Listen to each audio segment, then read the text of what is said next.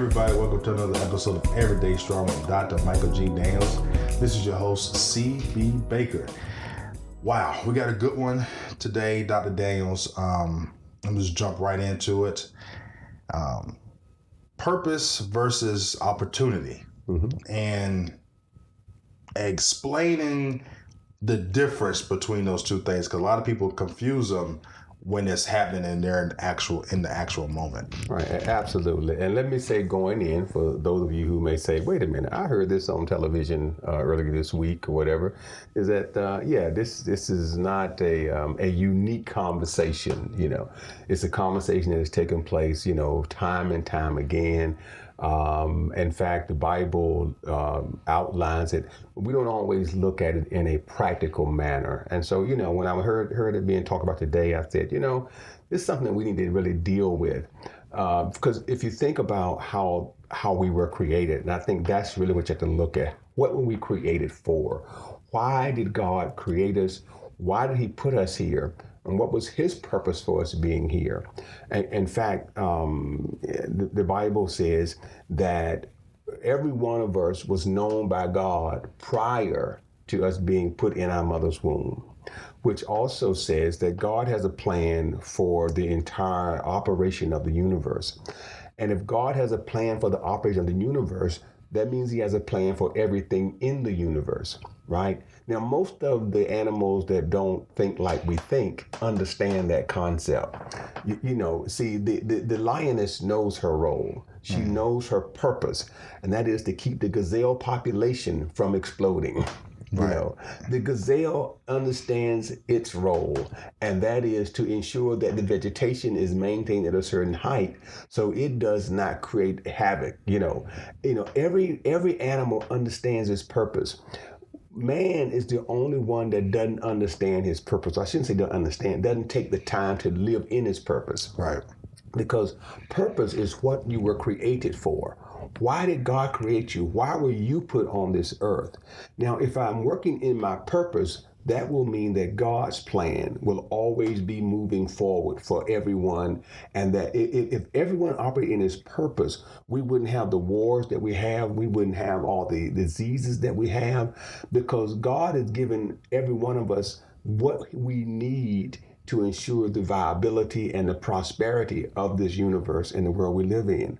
So if everyone's operating in their purpose, then they're doing what God created them to do so that God will get the glory.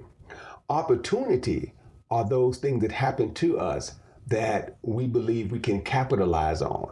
There's a difference between capitalizing on something and making something happen that will benefit everybody rather than myself. Right. If you think of opportunity, those are the things that typically benefit us individually. So we can have more wealth, so that we can acquire more. Purpose tends to benefit those around us, so that the world is better because we are here.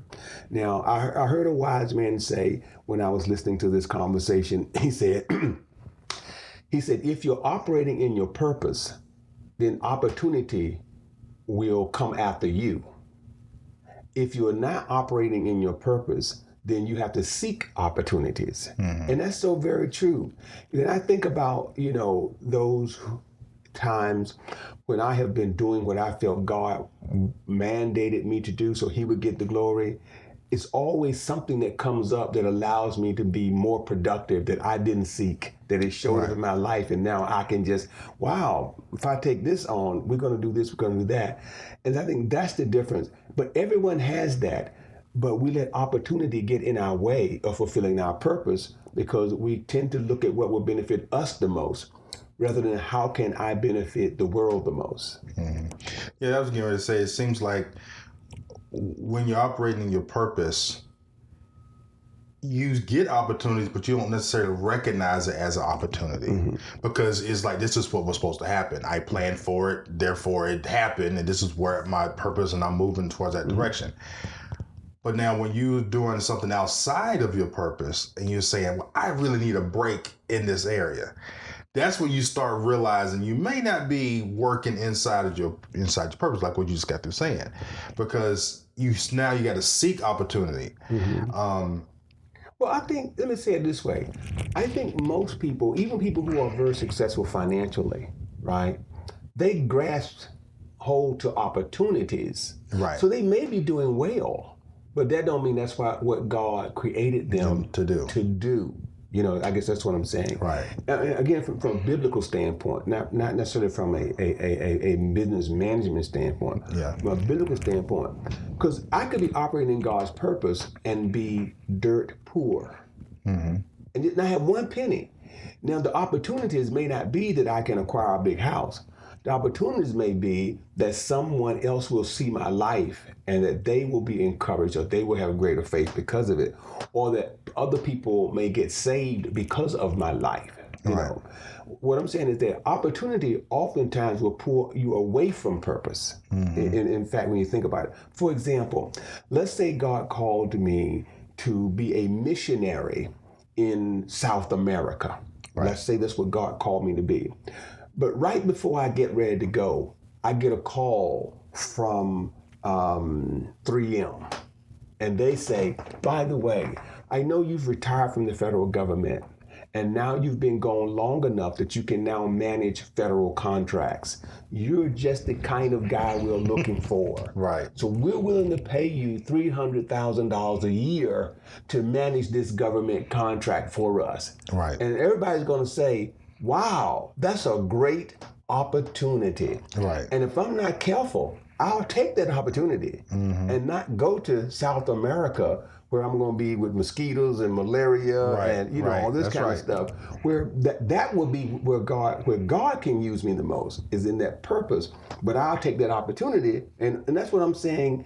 I think most of us, that's what we seek after. Right. Not the purpose, but the opportunity. How can I become better? Not how can I have a greater impact, you know? Right. And so while I don't think it's hard to find your purpose, I think we have been taught not to find our purpose. You know, I think we've been taught by our education, by our parents, you know, by our friends even, to seek opportunity. You know, there's an old saying that the postman doesn't ring twice. You know, opportunity only knocks once. Right. And so we're told by that saying, if opportunity only knocks once, you better take advantage of the opportunity. Right. And so that, I'm saying, will lead you away from your purpose oftentimes because it seems more appealing than the purpose in life. And I have to tell you, I look at myself for an example, and I'm not saying that I have not taken advantage of opportunities, because I have, but I can tell you this: when I was trying to make the decision to pastor, you know, to the exclusion of working in the federal government, my wife told me I had lost my mind, and she said, "You got to be crazy if you're going to leave the security of the federal government and depend on these 150 people to pay our mortgage, you know, by paying you a salary that will allow you to pay the mortgage." Right. You know, now opportunities were there. During that time period, I received a call from the director of one of the centers that that was within my organization in Kansas City, and she offered me a deputy job out there. You know, great pay. You know, pay all my you know all the expenses to move of out there. Moving would have been taken care of. The housing was phenomenal. I could have bought 4,000 square foot home at that time for like 75% of what I paid for the house I got, you know, here. Right. You know, so all that stuff was great. Kansas City Chiefs, you know, right there. Right. You know, no problem getting tickets, you know. Right. As a matter of fact, that's one of the ways she was wooing me, was telling me that she had box office seats and all this kind of stuff. And I can easily get you some nice seats and, you know, all these kind of things right there. It was a great opportunity. So my wife was like, let's move, let's take the opportunity. Why would you stay here and miss out on that? The pastor of church at that time had me about 110, 115 people. Right. Have you lost your mind? You know, but had I took the opportunity, I wouldn't have been in the position that I'm in now to be of service to the community. You know, and I don't, certainly my compensation package is not nearly what I would have gotten had I Right. taken the opportunity. But my impact on people is much greater. You know, another thing too I like to point out is just because you would have took the job doesn't mean you would have been happy or where you was at. No, she would have been. Yeah, but I wouldn't have been. But you don't know. Right, Like, right. Things could have came up. Sure. You know, let's say that some drastic happens in that department that you just got to be the head of. There's a whole lot of things that could have went wrong. And we always absolutely. look at things like with rose-colored glasses when we're looking at 2020 hindsight. But it was a reason why you wasn't supposed to go there. Absolutely. And the reason why I mention this is when I took a trip up to Jamaica and we was going up 9 Mile and we saw how people was living. And I looked at my wife Sharon, I said, do you see anybody mad? No. I said, now I go back to America and people living in the hood, which has got it much better than what people have it here, and they're angry. Right. I said, you know, the amount of money don't really make you happy. No. You know, just like another guy was talking about how he got a friend that took an opportunity, made over $100 million in the software company.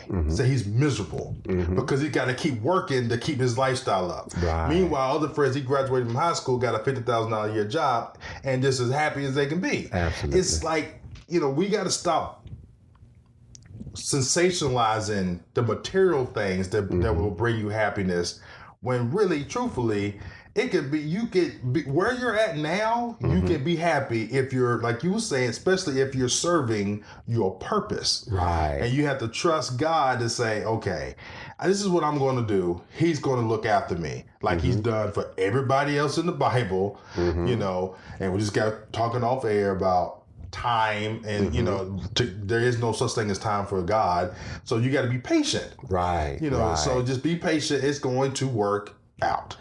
Absolutely right. You know, and I think about, you know, if I look at it from a micro level as far rather than macro, if I break it down and look at, you know, the church that I happen to be pastor in, Enoch Baptist Church, for example, there, you know, and I'm talking about the ministers primarily now, for example. Most of them, not all of them, most of them look for opportunity. See, most ministers are looking for one or two things: to become a pastor somewhere, for an opportunity to be a pastor, or for an opportunity to preach. And in fact, if you give them that opportunity to preach, they will even say that. I want to thank, you know, Reverend so-and-so or Pastor so-and-so for giving me the opportunity to speak. Okay. So they're looking for the opportunity and not for the true purpose of why they say they were called to the ministry in the first place. Right. So why were you called to the ministry? You weren't called to get in the pulpit to preach. That's not what your purpose was, so most of them say, right? So if my purpose is to as Jesus said, go into the prisons, is to go into the hospitals, is to minister to those that have not, is to go into the hedges and the highways. That's the famous saying we all say, to go in the hedges and the highways. Well, there is no pulpit in the hedges nor in the highways. Right. So that means I'm going where the people are who need me the most. But they don't do that as a general rule. I'm not saying all of them, but many of them don't. They're looking for an opportunity to get in the pulpit. If they would follow the purpose, the opportunity would come. See, if you go into the hedges and the highways, if they would say, listen, you know, I'm going to go into this community where there's this great need, where there's these teenagers who have teenage pregnancies, but if they're the young guys who are making decisions about, do I become a gang member? Right. Or do I become a God member? Right. You know, if they would make that decision, say, I'm going to follow that purpose, the opportunity to preach would be there. And like you said earlier, you may not get the notoriety from being in your purpose, and that's okay. But what will happen is there'll be lives that will be transformed and changed, and you'll end up feeling great to know that those people's lives you have touched have become better because of you. And so everything you're saying just holds so much truth in it, is that we will let opportunity draw us away from purpose presuming that opportunity will make us happy when purpose makes you more fulfilled. That's right. Now, it don't mean you won't go through some stuff, Right. but you will be more fulfilled in the end. Yeah. Let me ask you this question. Do you think in this new age of social media where everybody seems like they have to tell everything is part of the problem? Yeah. I have to agree with you. I think a part of it is because it puts pressure on people to always want to exhibit a lifestyle that says, I've made it to. Right. You know, if I'm telling you all these wonderful things that are happening to me, now I want to be able to tell, you know, I'm getting all this coming at me from all of my friends and everyone. Right. Now I want to be able to say all these other wonderful things that are happening to me as well. And so we don't view purpose all the time as being wonderful. You know, Mother Teresa, for example, Mother Teresa followed her purpose, right? Her purpose was to go into those countries where those children were starving, full of disease and, you know, and those kind of things. She wasn't making money, you know. And see, people don't view hugging an AIDS baby. They don't view, you know, hugging a child that has, you know, maggots in their eyes and, you know, Right. a malnutrition, stomach bloated. They don't view that as being so grand. And so that's, you know, you don't put that on Facebook. Right. And say, you know, I hugged an AIDS child today. Right. What you put on Facebook was, you know, I was in Barbados today. You know, Right. I was in Hawaii today. I had this Right. great party to celebrate my 50th or my 40th birthday party. Right. See, that's what they're putting on Facebook. So everybody's trying to get those opportunities to say, yeah, I just got this new great job. You know, I Right. this and that. As opposed to saying, you know what? I fulfill my purpose today. You know, I fulfill my purpose. I helped somebody out today. Right. I fed somebody that was hungry. I went and visited someone who was sick. And you know, and so I think you're right that social media has kind of pushed us to a point where we are continuously seeking opportunities. Right. So we can show the world how great we are. Right. You know, the ironic thing is God gave us the ability for social media, and you know what we didn't do with it, which was praise Him while we're on social media. So Amen. Don't get me speaking in tongues now. I mean, let's be real. You know, we're celebrating the opportunities we got, but we leave off the best part in it, which honestly gives us it back to us, which is praising Him for the opportunities that we do get. All we do is say, "I made it to 40," and we're popping bottles at the club. Yes, and that's it. Right. You know, very few do you see thank the Lord for allowing me to see my 40th birthday. Praise God. You hardly ever see that post. Right. And then the ironic thing, Pastor, is when you do see that post, it ain't got but like maybe 5 likes. Right. You know. And I have never seen a post. Now, I'm not saying they aren't there, but I have never seen a post where someone posted them hugging a hungry child and giving them something to eat. Right. I've never seen a Me post neither. where a person was, you know, had a homeless person in their arms, you know, who was dirty, you know, who may not have smelt too well, you know, Right. and who needed a shave. But I've never seen those kinds of posts. They may be, I haven't seen them. Right. And to me, see, that's purpose. You know, that's purpose. And what I always see is opportunity. You know, that is common thing is opportunity. And so I can tell you, I feel that if I had 5 ministers, 5, and I know, I hope the ministers that happen to listen to this don't get mad at me and say, well, you do have 5. I wish I had 5 ministers that truly would seek purpose as opposed to opportunity. Now, we have some that seek purpose. I'm not saying I don't. Right. But if I had 5, I could transform that community. I really could transform that community if I had 5 that sought purpose. You know, for example, I often hear ministers say, well, I understand you're looking for a youth pastor. Of course, who doesn't want Right. a youth pastor? But you want a youth pastor that understands purpose and not opportunity. And see, the youth pastors that have come, people who have come to me wanting to be youth pastors, for example, they come wanting to preach. They come telling me about programs that will allow them to preach in the pulpit. Well, most of the youth are not in the church. Most of the youth that you need to reach are in the street. Right, that's right. And so the power is not in what you do in the pulpit. The power is how you get out into the neighborhood and talk to these young people and transform those lives in the neighborhood. Is how you go on the basketball courts and you know, and how you talk to these young girls and how you motivate them. See, that's the power of having a youth pastor. How you develop programs that will help them grow.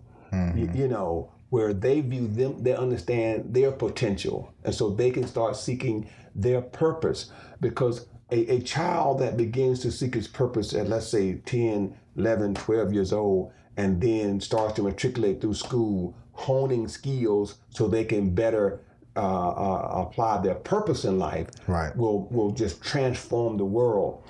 If you think of most of the inventions that have really truly changed our lives, the people that did them did not get rich from them. You're right. See, that was their purpose. You know, think about this: the person that pioneered blood transfusions, right? A black doctor died because he couldn't get one from a white hospital, right? But that was his purpose, right? And so he didn't get rich from it, but that was his purpose. And that's what I'm saying. You know, there's a young girl at church, for example, and she you know, she's up there. She's such an intelligent young girl, and she walked up to me, and she can't be any more than 10 years old. She walks up to me, and this is a couple of years back. She said to me, "Pastor, I want you to know my purpose is to be the pastor of this church." Okay, and I said, yes. And so every Sunday she comes up to me and we have these wonderful conversations about my sermon, you know, about how to pastor.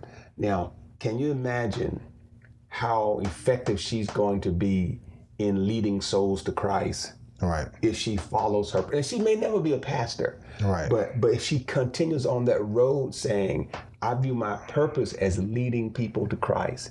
And so she will be the second Mother Teresa. Right. You know, if she follows her purpose. Right. Now, there'll be others that will try to persuade her. Listen, become a doctor, a lawyer. And let's talk about that. You know, about how outside influence and immediate, which is your parents. You know, we've all heard stories of people say I went to my mother or my dad and I wanted to be a dancer, and they was like, dancers don't make no money. You better go over and study the books and do X, Y, and Z. You know, you hear them stories all the time, and you heard stories where people fought against their parents and went to go dance, and they end up being this world-class dancer. You know, they might not have made a whole lot of money like they would have, but they was a world-class dancer. Like, you know, we talk, I've heard people talk about tap dancing, how it's pretty much dead because people don't tap dance anymore. But you got people out there that can tap dance, that want to do it, but the environment is telling them not to do it. So how do we go about, as say for our youth that are hearing that from even maybe the parents, the coaches, the teachers, they're around, is telling them what they cannot be or what they cannot do or what they would have a hard time doing. How do you combat that? That's an extremely difficult issue, and here's why.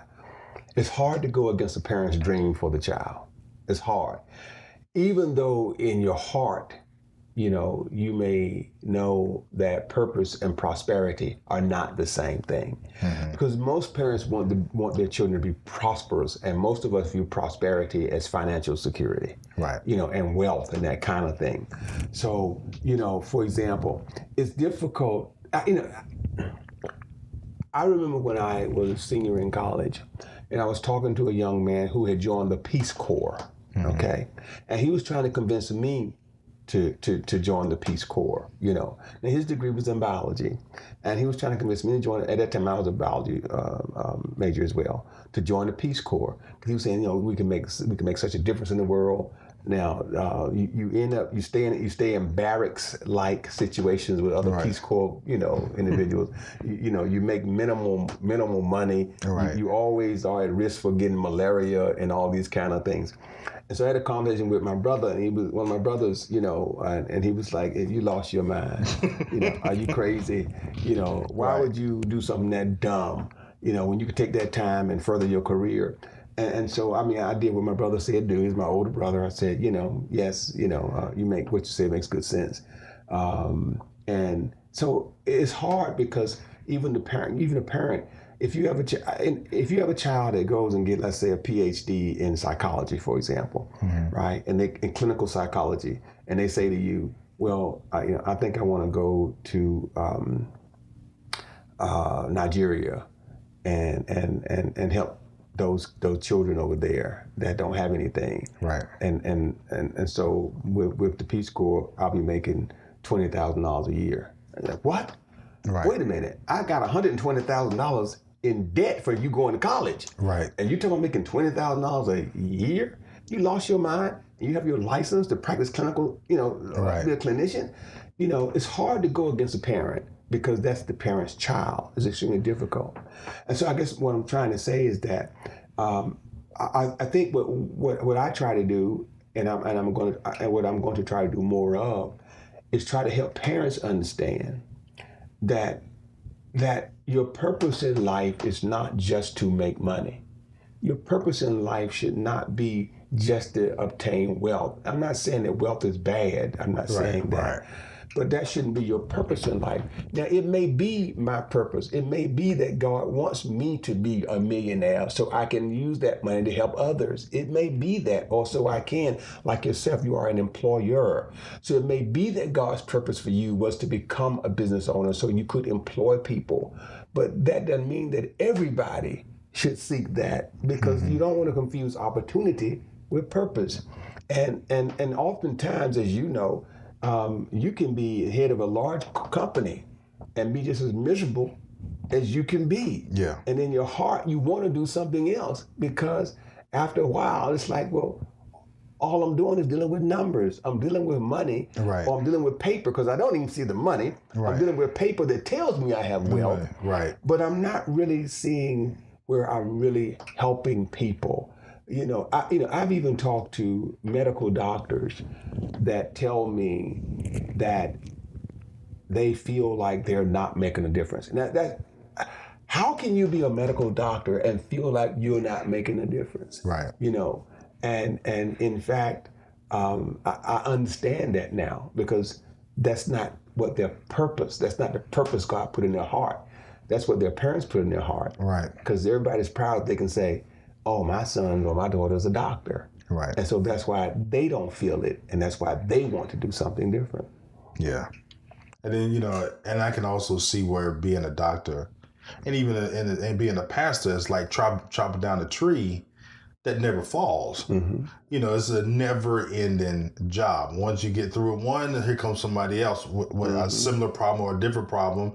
And then you heal that person, then here comes another person, or the same person comes back with a different ailment. Right.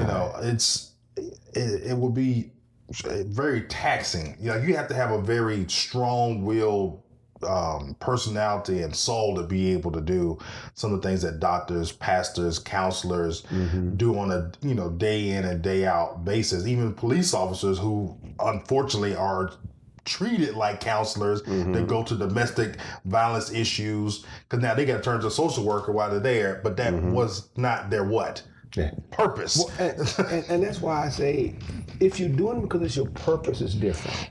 Like,